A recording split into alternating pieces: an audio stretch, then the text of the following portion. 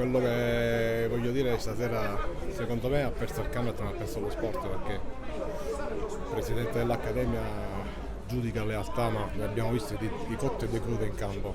Purtroppo il calcio non è questo, la lealtà che hanno mostrato oggi non mi risulta.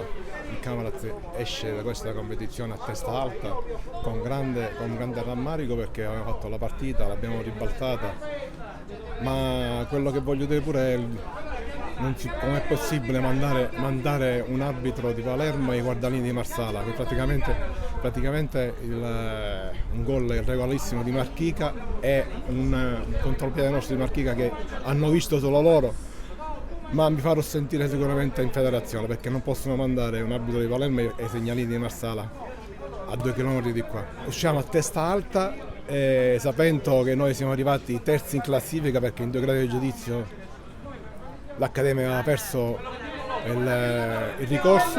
Ora mi sono trovato a venire a giocare qua a Trapani senza sapere ancora perché ancora devono uscire le motivazioni da Roma. Siamo venuti a fare la nostra partita, meritavamo di passare il turno, comunque il calcio è questo, prendiamo atto e andiamo avanti.